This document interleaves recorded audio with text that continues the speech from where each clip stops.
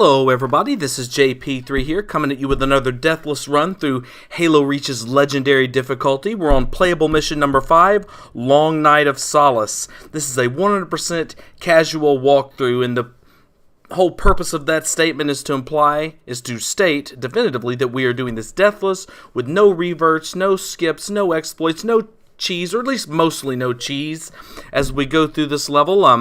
I will let you know right off the bat that Long Night of Solace is one of my absolute favorite levels in series history, in the franchise history.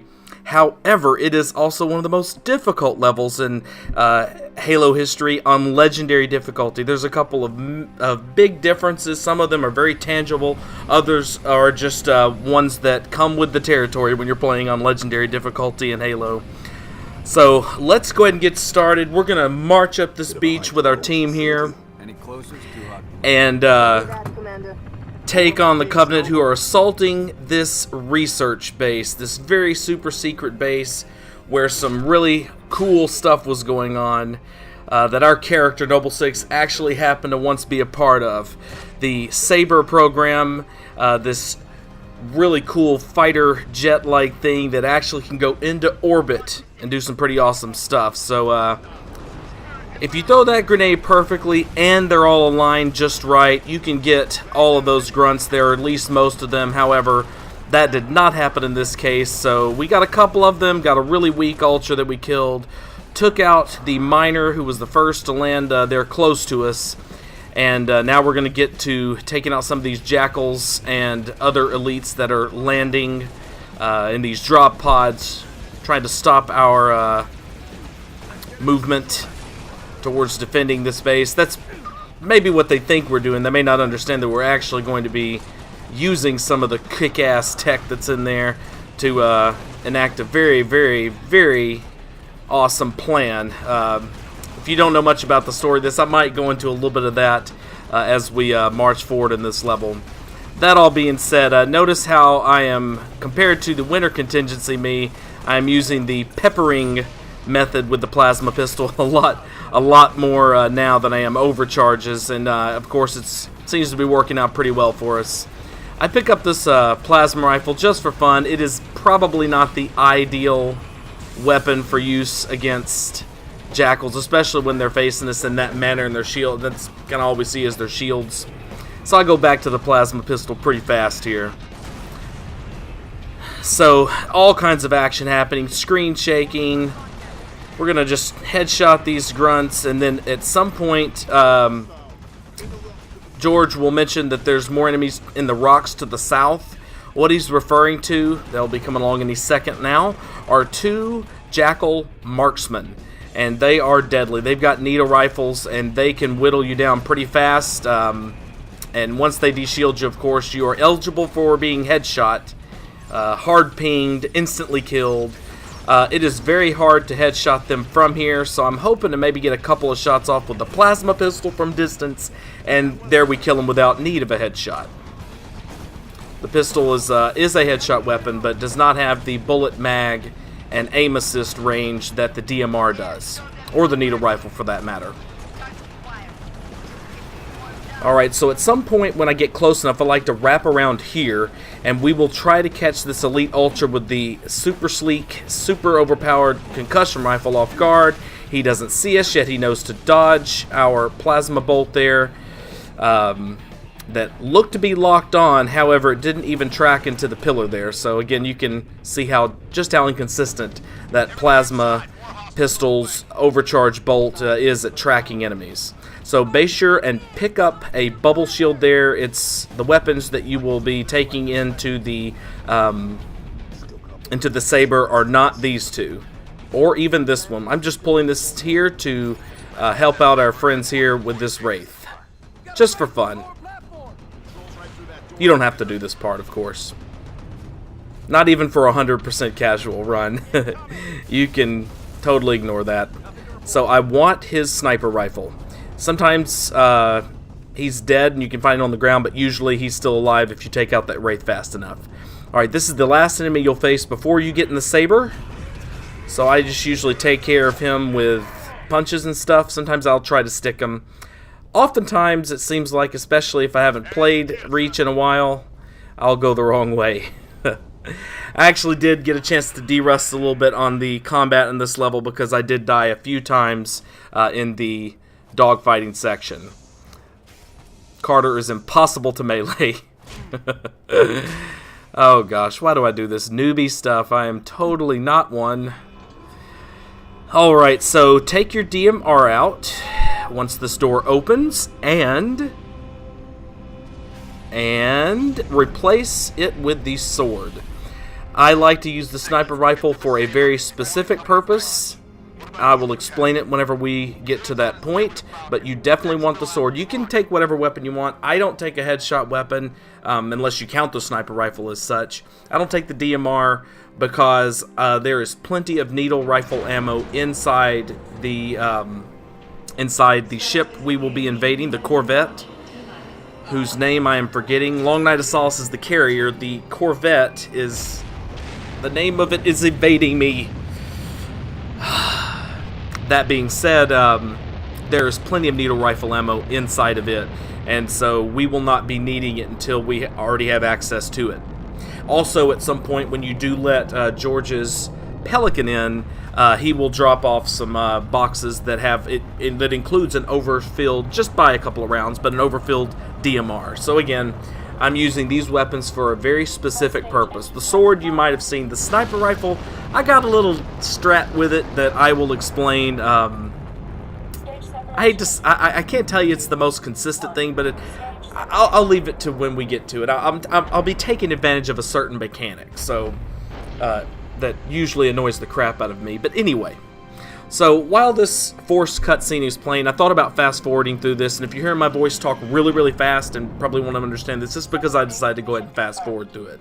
But I'll do just a brief little briefing of sorts on the mission here, which I don't usually get to do. So in Long Night of Solace, the goal is we're enacting a plan, a slipshod, baling wiring duct tape type plan. Since all of the nukes have been destroyed with the ships that they carried them, we are going to try to use a slip space drive as somewhat of a nuclear device.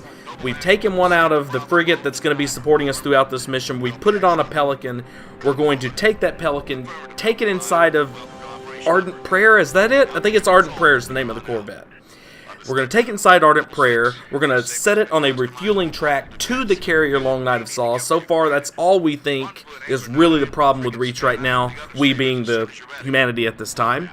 And so we're going to take it, set it off, and it's going to send half the ship, or at least a part of the ship, into oblivion, thereby separating it and destroying it. So that's the goal, that's the plan. Let's see how it goes. What I do is I do this path every time. I fly around the space station, not jetting, just kind of going slow. As soon as George says that, you'll know that the timer has begun. And he says there's a timer from the start of when you get control of the ship all the way up until the Covenant start slipping into this part here. So as soon as he says that, I like to have myself positioned over this exact piece of space stuff, and then get right about here and start taking out Banshees. You can do this a lot, slightly better. Notice how they come from under you there. I'm not killing them quite as fast as I would if I was in practice with the dogfighting section here, but we're doing okay. We're doing all right. We're not speed running this, so we left 2 Banshees out of that initial ass kicking there. I usually aim at the circle when they're at distance, when you see the little circle indicator there, but if they're closer, I try to engage the aim assist and move my reticle around where the ship is. When this group comes through, this is all Seraphs, 4 Seraphs.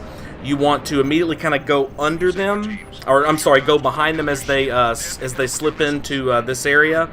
And this is really the danger. This is the danger of dogfighting on legendaries. The Seraphs are super accurate. They're super aggressive against you. They're most aggressive against you if you have no more allies left. Right now, I don't believe any of my allies have died, so I'm not sure why I'm getting this kind of aggression, other than that's just the way this level goes sometimes. So that one had definitely been beat up a little bit by our friends there. So I'm using the Xbox One DVR. The reason for that pause is because I can only record for 10 minutes a time with that thing, and so this is all a single segment. There's no deaths, no reverts, anything like that. You can check the time and the score and all that stuff, the multiplier to confirm that, but in fact there was no checkpoint there, blah blah blah. But anyway, so once their shields are down, the Seraph shield are down, which you get down with your little machine gun turret there. You switch over to your tracking bombs, wait for the lock-on, shoot them, and on legendary difficulty it only takes one salvo, as it does on any other difficulty. So I go right back to the same spot, and I try to focus on the Banshees here. What we're going to get with the third wave is the same as the first and the second wave put together. So we're just getting the first and the second wave except for together, which makes it a heck of a lot more dangerous. You could argue this is the most dangerous wave dogfighting, because everything's pretty much the same except for now you're dealing with Seraphs and Banshees. And the Banshees don't do too much damage to you, but they can mess with you in a pinch. And they also can take out your friends. And if your friends are taken out, you will get them. They will respawn in new sabers, but it takes a little bit of time. And during that time, the Seraphs all focus on you. So again, what I typically do, my advice to you in this wave and in any wave in this area, is when you're in trouble, immediately start evading with the loops, the up and down loops. So you're essentially changing your direction entirely. As far as generally fighting this battle, I would say you've got two options. The first option is you can hide behind Anchor 9. It is now operational and it will rip into these fighters, but not very fast most of the time.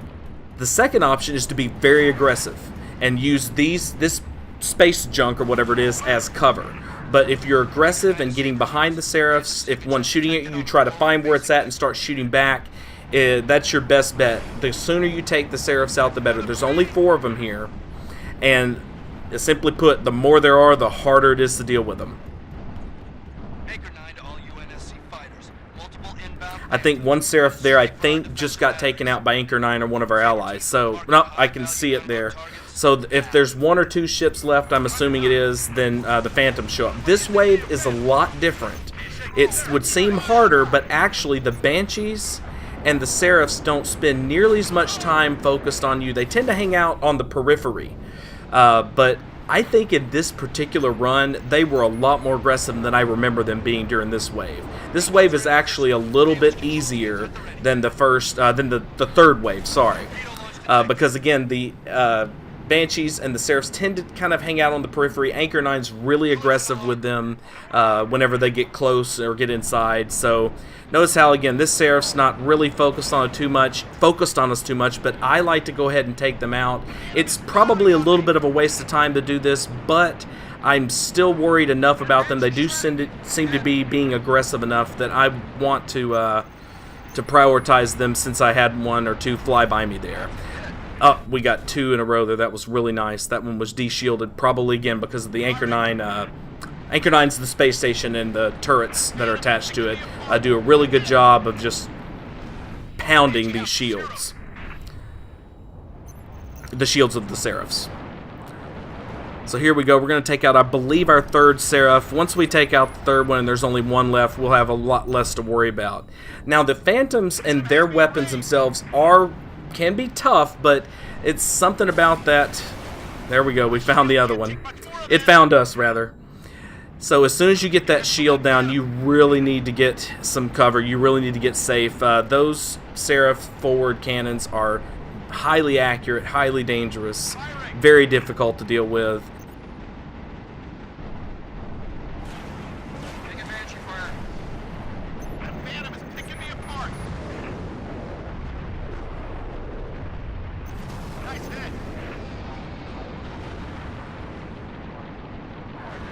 So what I was saying about the Phantom weapons is the Phantom weapons really aren't that big of a deal unless you just continually get pounded by them. As long as you kind of move out of the way, those turrets won't do too much damage to you. You should be all right. Whenever I start shooting at them, I just continually evade right or left. I usually go right, I think, by habit. But the unfortunate thing, I believe is the case on all difficulties, is that you actually have to take out these phantoms. I don't think that Anchor 9 can do it no matter how much it pounds on it. And so I think you actually have to take it out. So once you take out the final phantom, all of the enemies will immediately duck out of here. They'll immediately run off.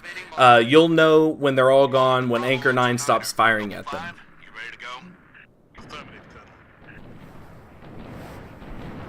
So we have another forced cutscene again here. I might fast forward it, so we'll see what happens there. I actually really, really love Halo's lore, its stories. I think Halo Reach is an absolute beast when it comes to its cinematics, its art design. I think its story and its characters are massively underrated, and I am very much aware, of course, of some of the retconning that occurs, but I think the worst retconning that happens is the actual dates of certain things and the time in between levels. Other than that, and maybe some misleading stuff in a couple of the later levels. I don't know if it was intentionally misleading or not. I think that this is actually a really awesome, wonderful representation of the Fall of Reach. Much more involved and much more in-depth than what we got in the very first Halo novel, which focused a lot more on the Spartan program than it did on the actual Fall of Reach. If you know much about that book, it was rushed to print. It was written in about 6 weeks by Eric Nyland. And so if you have some problems with the depth, I guess, and some of the timelines, it may very well be that those were things that were intended or even agreed upon by Eric Nyland and the Bungie staff. You have to remember that Eric Nyland, wonderful writer as he is, he was not actually the creator of the Reach story, or I'm sorry, of any of this lore. He was commissioned to write for this, and so Bungie are the actual ones who, get to write these stories and rewrite them if needed. And as much as I was disappointed with some of the misleading things near the end of this campaign, ultimately it was washed over pretty fast by just how awesome the story is told, the cinematics used to tell the story. I really think it's just amazing. It's probably the best game in terms of the just pure cinematics. The graphics at the time, the beauty of this stuff was just off the charts. I love Reach, I really do. So back to the gameplay here. We will make a little bit of an error here. The goal right off the bat is I like to try to get under the Corvette here, and I like to try to take out these Banshees, but I don't get in the right spot to do that, and so I don't get to kill nearly as many of them as I would have liked. But I'm going to take them out here. I got a Kill-trocity, a Kill-tacular, and most of the Banshees are gone. Now we need to worry about the 4 Seraphs that are going to be after us. The sooner you kill the Seraphs, the better. Although right now the objective is to take out the Corvette's engines. But and while you're doing that, it is kind of interesting. The Seraphs may not focus on you as much, but on Legendary difficulty, I never leave anything to chance. I like to try to take them out.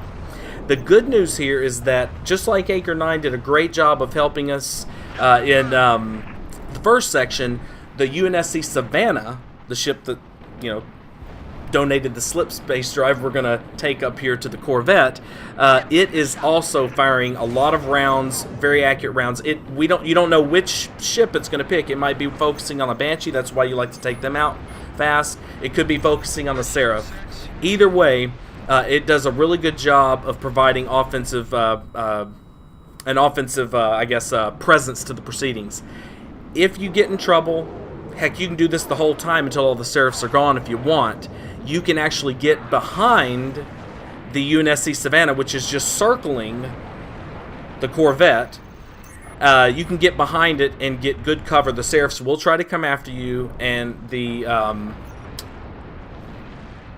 Savannah will rip them apart.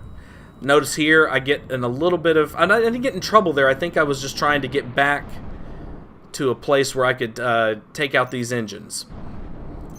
I think maybe all of the enemy ships are gone, so we're going to be able to do this with relatively little, if not any, drama. The turrets that are on the Ardent Prayer, I believe that's the name of this Corvette, that are firing at us are very much like the turrets off of those Phantoms. So they do damage if you just let them continue to pound you, but for the most part, they're not going to hit you with the speed and with the, I guess, the propulsiveness of the Seraph forward autocannons. You may see your lock-on weapon, your lock-on rounds there appear to try to lock on to one of the turrets, but they are indestructible. The turrets on the Corvette, they are indestructible, so don't even bother with trying to take them out. It's kind of stupid. I don't know why that's the case. I don't know why you can lock onto them, yet they're indestructible, but they indeed are. I have a good idea of why that is. I think it's because, well, anyway, you already know this level, right? There's no spoilers I need to hide here. It's those turrets that actually end up destroying the Savannah later on. If we were to blow them all up, then it would be kind of weird for us to be able to do that, and then suddenly they reappear later on in the middle of gameplay and destroy the UNSC Savannah. So I think the problem was the developers just never took off that lock-on mechanic that maybe originally was intended. So anyway, as soon as you get that line of dialogue from Colonel Holland, who is our control here, you want to go and sit down on the Corvette, but don't get too close to it before you see that diamond. If you get too close to it before you see that diamond, you'll crash right into it. So as soon as you get past that cutscene, that awesome, cool, tiny little cutscene there, you want to get that guy, get that ranger. He comes right up there every time, and then here comes another ranger that will almost always come up here every time. The only time he won't is if your men go down here early, which I rarely ever see. It's stupid. I immediately sword these guys on the bridge and immediately throw down the bubble shield. The reason why I do that is because the other two rangers have dual-wielding plasma rifles. I believe it's both of them. It could be that one of them has a plasma repeater, making him significantly less dangerous. This guy, however, has one. Now, look what I did there. I don't know if you noticed that. I was dead to rights. He had me dead to rights. I wasn't ready for him. I pulled out my sniper rifle, however, and what do enemies do in Reach whenever you pull out the frickin' sniper rifle? They run the other way. And so I pulled it out, and I would strongly suggest that that not be a thing you rely on for consistently, but it worked there, and it's worked for me a couple of times. I don't know if it's ever not worked, because I usually am a little bit more on the ball there. So I also use the sniper rifle to take these guys out. I forget something, however. I forget that on Legendary difficulty, while you can headshot rangers and get them in one shot, it actually takes 3 sniper rifle rounds to kill the idiots if you don't shoot them in the head. So I had forgotten about that. I'm surprised I forgot about that, given how much I gripe in Nightfall about how nerfed the sniper rifle is. But for some reason, I thought the Rangers were 2-shot kills with their weak shields. That is the true on Heroic, but not on Legendary. So I put it away a little too early back there. Now I'm waiting for this guy. Once this guy comes up, I'm either going to catch him as he's jetpacking. He can't shoot us while jetpacking, so this game's a lot fairer than Halo 2 with its Rangers. But just like the Brutes in Halo 3, they can't shoot while they're jetpacking. So when he comes and jetpacks over to here, over to this ledge, I'm going to try to slice him midair. He is being really coy and really slow relative to what I am accustomed to. But I'm going to be set. Here he comes. We don't have the lunge of Halo 2, but we can get him anyway. So yes, so he had dual plasma rifles as well. So we took out the 2 guys that come out of the gravity barrier there, and then took the 2 on the bridge, and then those 2 we took with much drama. Your guys are dead. You're the only one left here at this moment. This is the door that several grunts and an elite ranger will come out of. Not that big of a deal, just unless you're in a really good position to throw grenades at them as they're coming out that door, which I wasn't.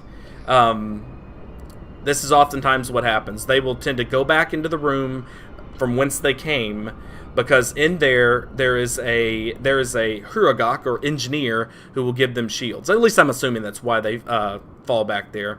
But notice, I think we killed 1 grunt, and they immediately started running. So Now what I'm doing here is an ultra safe strategy. I normally probably wouldn't have done this.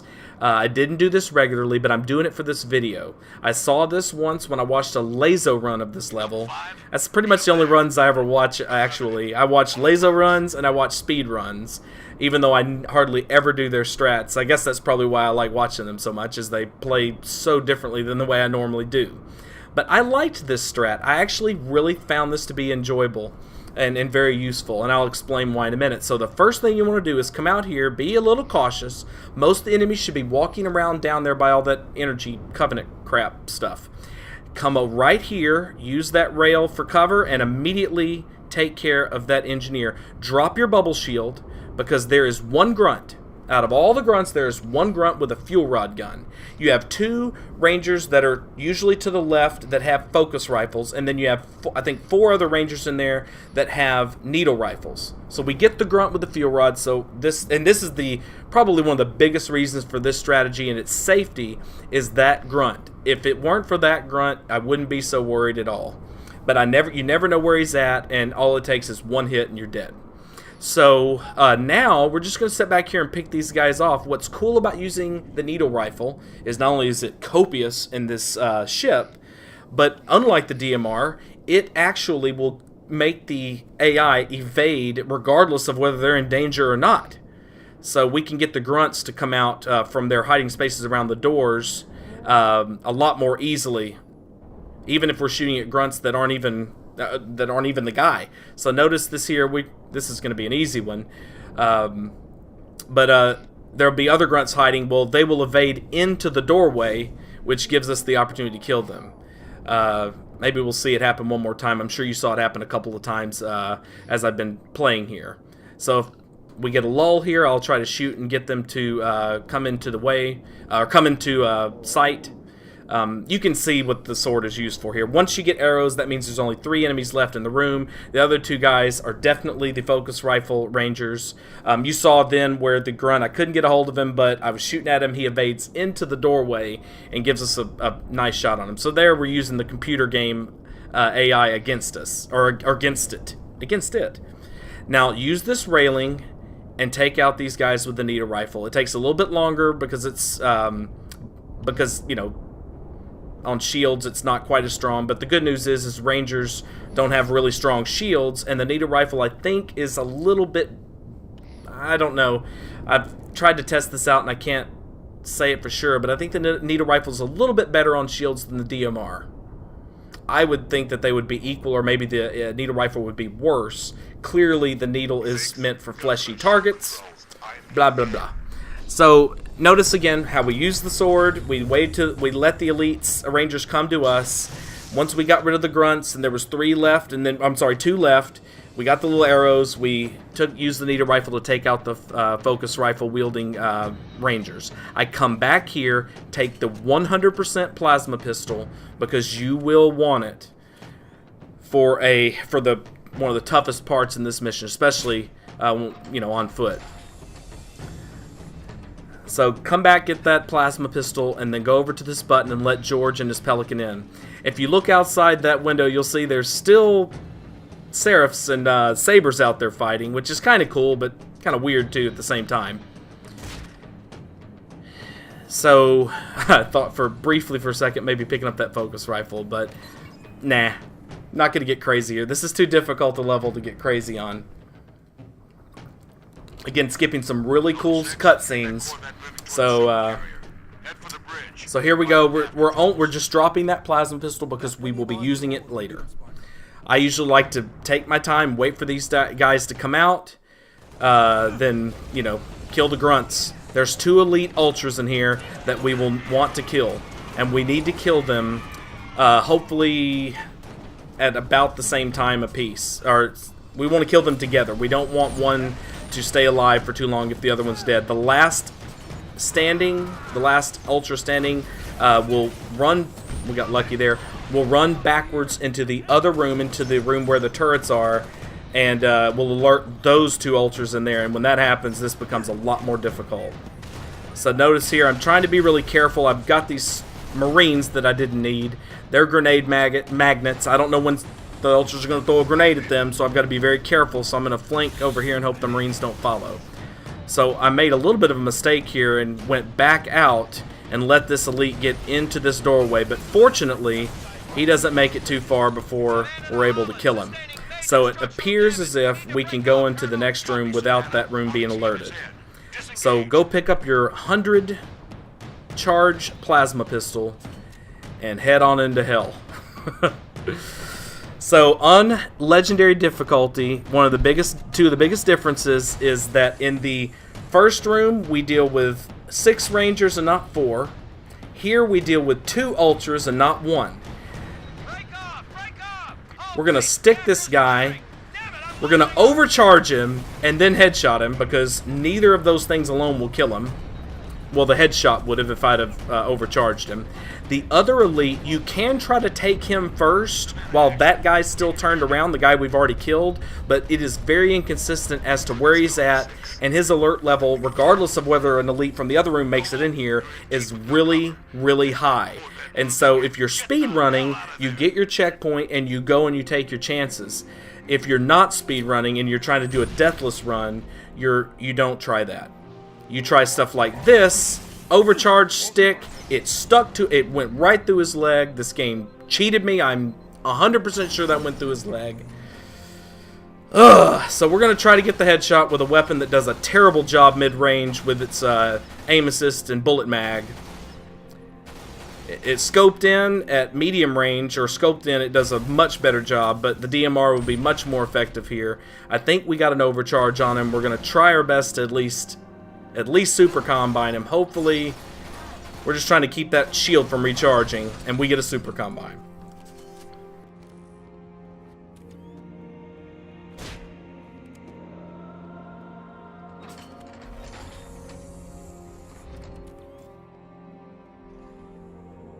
This is another room where, well, the difficulty in this room, there's one extra camo elite in this room that has a sword. He will charge you. Be ready for him. He is not on any other difficulty. If that grunt isn't there, you can backsmack several of these elites that are their Spec Ops elites who go into camo, but they're yet to be in camo until the battle starts. So if that grunt isn't there, you can backsmack the camo guys. I've tried to backsmack that grunt before, and it's really inconsistent. It's inconsistent in the sense that you can be spotted by one of the camo elites. If he's not there, then oftentimes you can backsmack at least 2 of the camo elites. He will always charge you, so what you want to do is when you get finished trying to kill as much as you can, you come back to this room and just wait for him. When you see the light bend, you overcharge him, or just start spamming the needle rifle, or start peppering his shields, and he'll stun whenever his very weak shields die off, and then you headshot him or super combine him. I do not use the sword here for any reason at all. I've seen people come through here with a sword, YOLOing it, even though they may have known what they were doing. It is too inconsistent. This is going to be a much safer final portion of this level, because a lot of people struggle with this portion and the end of the level, so I'm going to do some really super safe stuff that I probably don't have to do, and especially wouldn't have to do back when I was playing this a lot more regularly. Again, I probably, if I was wasn't doing a video where I was to go deathless, I would probably try to backsmack the grunt and see if I could get a couple of backsmacks on the camo elites. But usually when that grunt's there, it's something about killing him, I think. I'm not really sure, but it seems to alert people a lot more fast than if you the grunt's somewhere else and you backsmack the camo elites. So the general likes to hide. He likes to hide a lot. I usually like to take care of all of his grunts before I take him on, but here we find both of them. I didn't know if there was a grunt left there, so I, of course, see him when he was overcharging his plasma pistol. That is the last thing you need to have happen here, is him overcharge that plasma pistol, and then, all it takes is even some splash damage from that concussion rifle, and you'll be dead. Or on your last bar of health, and there is no health until you move later on into this level. And so, in the hangar room. So, again, I'm This actually, if I was in this position, no matter what, I'm being really careful with this guy. The general has a very strong shield. You can overcharge it and get rid of it with one overcharge. He fastballs grenades just like the ultras do, and of course he's got the concussion rifle. We catch him off guard here, though. He was doing his little trash talking routine there, and that makes it possible for us to overcharge him and headshot him before he could evade or otherwise move out of the way. Now here is where you'll get a group of, I think it's 4 grunts, maybe more, 2 jackals, and an elite who in Legendary is almost always, if not always, a major. The thing is once you kill enough enemies, I think it's when you have 2 that might be remaining, or maybe just 1, whoever it is, even the elite, will go backwards into the hallway and then go into the other room. It's better to go ahead and get rid of him now. So I do not, once I do start to kill some of these guys, I put pressure on them so they do not escape. It's possible that if you kill the elite, if there's maybe even 2 or 3 grunts left, that they will try to go back into the room where we'll be going, we'll be backtracking to. But I usually don't like that. I always get nervous that one's going to somehow be waiting around a corner and grenade me or something like that. So, but they don't usually do that. I've never seen them do that. So get you a plasma pistol, a fresh one. As fresh as you can find it. I was not ready for that door to open. It kind of surprised me. And make your way into this room where we killed the 2 elites on the turrets. So you will have a group of jackals, grunts, and an elite come out of this door. I stick a grunt from afar that weakens the shield of the elite, and of course the splash damage kills all the other enemies as they were bunched up there. That actually worked out a lot better than it normally does. That was the proverbial perfect throw for that particular situation. I find myself a better plasma pistol, and now we're heading into the hangar again, where George is fending off enemies with his invincible ass and his weak ass weapon. And so now we're going to take out this initial group here. It's, I believe, 1 elite and several grunts and jackals. It could be 2 elites, but I'm not positive about that. This is prior to when we are facing off the waves that are coming through the doors. What I'll probably call a couple times the holdout section. So we're looking for the elite here. We want to get us an overcharge. Notice there's a plasma launcher there. If you're really confident with it, then feel free to pick it up. But I find on Legendary it's almost impossible to use effectively. The enemies evade right as the bolts, or whatever you want to call them, track to them. So this is the first door that enemies will come out of. There's also a door to the top right where marksmen will come out of, but I usually like to grenade that door, and then I move to the side very cautiously so as not to be overcharged and then headshot. Because that's oftentimes what can happen. You'll get overcharged by one of the jackals, or maybe just lose your shields due to the tracking rounds of the needler, and then be headshot by one of the jackal marksmen. So I tend to wait until the time is right, and then we headshot these guys. They're really easy to headshot. So one thing to be aware of is that well, first of all, one thing to be aware of is that the enemies come through these doors in a very predictable pattern-esque fashion. I know that pattern, but I did not choose to take that to my advantage in the latter rounds, and arguably even in the first couple of rounds. I've been able to do that in the past through here, but I wasn't comfortable doing it for a walkthrough run. So this is going to be a little bit slower, but I'll try my best to help you understand where they come from. The best way to figure this kind of stuff out is with Reach, use the theater mode. And so play this level, use the theater mode, and see where the enemies are coming from. It's similar, so as soon as you get done with this elite, you have to kill all the enemies before a new wave will spawn. As soon as we get rid of this elite, which is running from our overcharge, there, smart guy, we're now going to get a nice, I don't even know if that tracked him, he just got kind of stubbornly stuck back there. So now the grunts, there will be a lot of grunts that come through this door. The DMR would be much more effective here because you'd have less enemies evading, and that's just better at headshotting grunts a lot of the time. I pick up a fresher plasma pistol because with those grunts out the doors to the top right and top left will come elite majors. There's 2 of them. The grunts that you didn't kill coming out of that door will go up to the top there and seek the support of their superiors. So that guy was easy to take out. This guy isn't as easy. One thing I should let you know is that I could go up there and take them out a lot faster, but I want to be in the right position for when these two enemies go down. Once these two go down, then 4 elite ultras come out. One has a concussion rifle, one has a plasma launcher, one has dual wielding plasma rifles, and then the final and by far weakest one has a plasma repeater. They are all ultras every time, and they are a nightmare to deal with.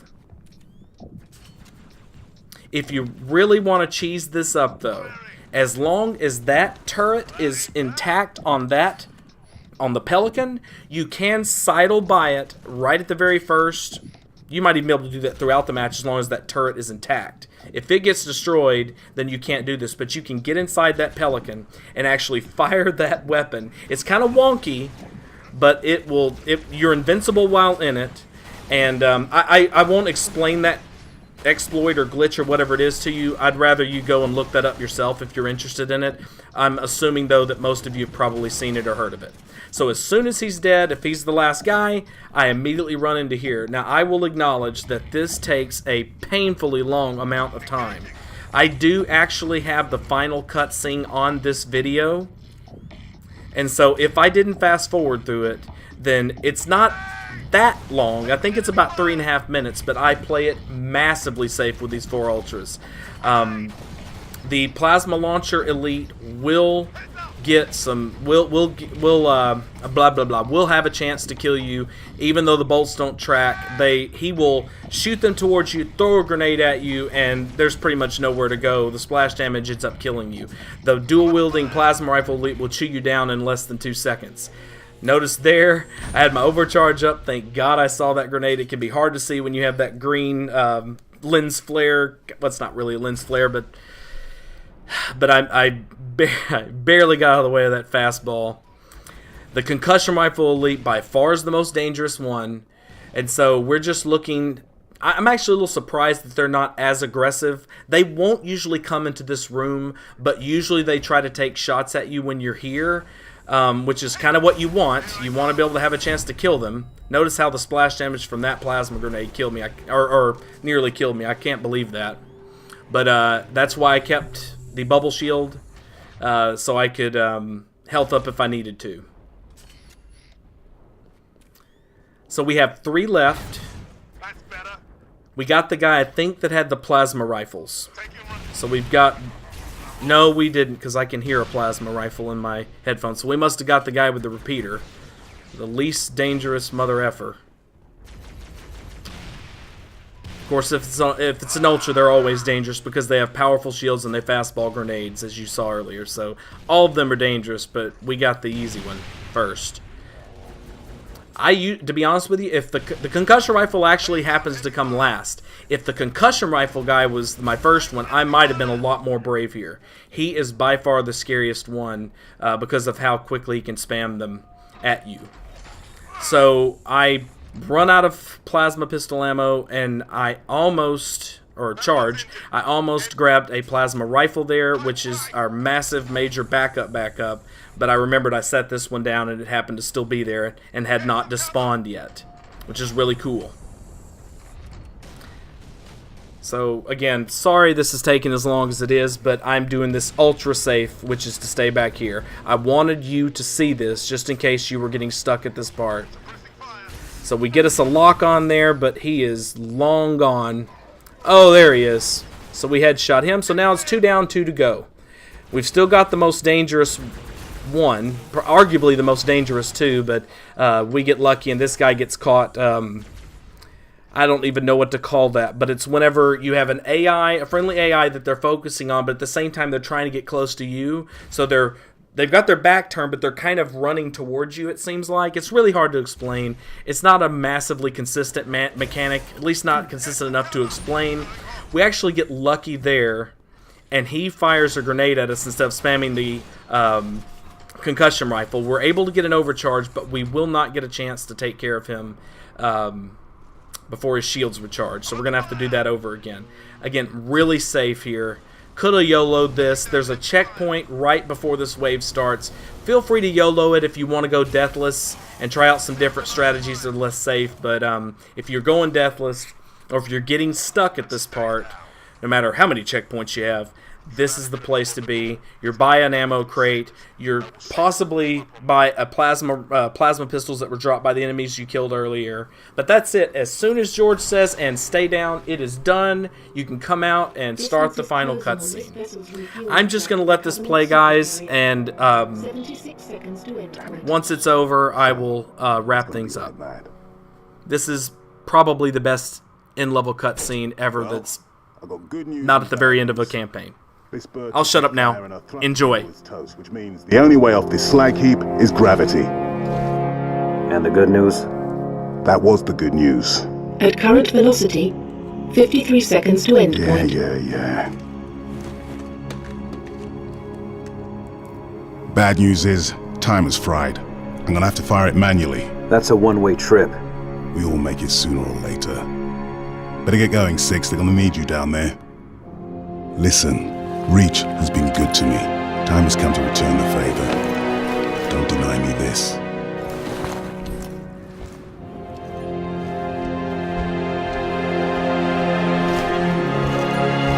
Tell him to make it count.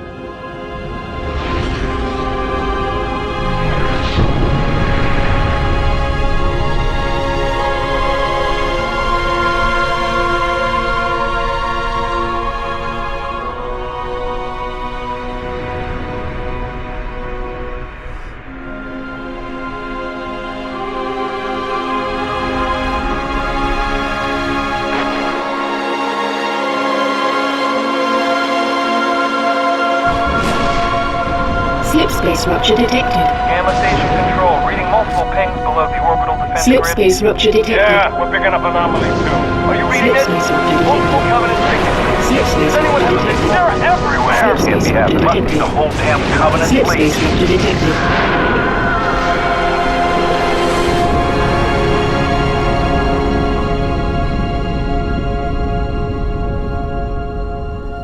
Alright, guys, well, that's Long Night of Solace. Absolutely, positively one of my favorite levels in the history of Halo. And that cutscene sure as heck caps it off so beautifully. Well, guys, that's it for playable mission number 5 and this walkthrough of it. Please, if you have any questions, any comments, anything you'd like to say at all, leave that in the comments section. If you like this video, please hit that thumbs up button. If you want more of this kind of content, please subscribe. And if you want to get these videos fresh, hot off the presses, then click the bell so you get notifications, so you're certain to get notifications. This is JP3 signing out. Have a wonderful, wonderful day, and thank you very, very, very, very much for watching. Goodbye.